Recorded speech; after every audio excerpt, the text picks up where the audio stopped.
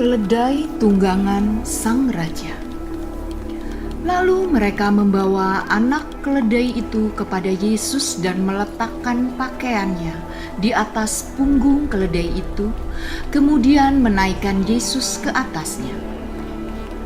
Apa yang dilakukan Tuhan Yesus ini merupakan sebuah realita bahwa Allah yang Maha Tinggi turun menjadi hamba yang begitu rendahnya. Bahkan Ia ketika masuk ke Yerusalem tidak mengendarai kuda yang gagah perkasa, namun seekor keledai yang lembut.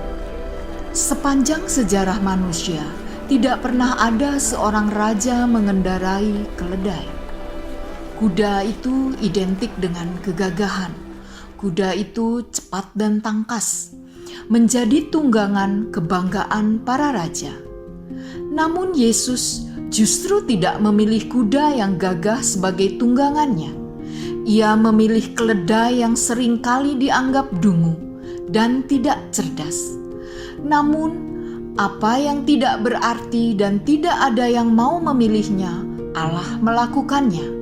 Raja semesta alam memilih keledai yang mau Ia tunggangi sebagai proklamasi bahwa Dia adalah Raja segala raja yang sedang menuju ke Yerusalem untuk siap masuk dalam penderitaannya dan akhirnya disalibkan. Tuhan Yesus merupakan teladan utama kehidupan kita. Kita seharusnya mencontohnya.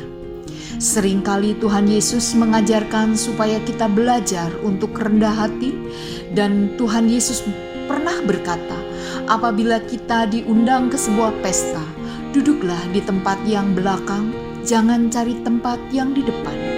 Lukas 14. Artinya, jangan mencari nama bagi diri sendiri, tapi kita mencari nama bagi Tuhan kita. Jangan meninggikan diri dan merasa diri paling hebat, pintar, dan kaya. Sebab suatu saat itu semua tidak akan ada artinya. Semuanya akan mendekam di dalam kubangan tanah 1 kali 2 meter. Alkitab juga katakan, karena itu rendahkanlah hatimu di bawah tangan Allah yang penuh kuasa. Dengan demikian Dia akan meninggikan kamu pada waktunya. 1 Petrus 5 ayat 6. Ada saatnya peninggian itu datang kepada kita saat Tuhan Yesus datang dalam segala kemuliaannya sebagai Raja di atas segala raja pada kedatangannya yang kedua kali. Setiap mata akan memandang kepadanya.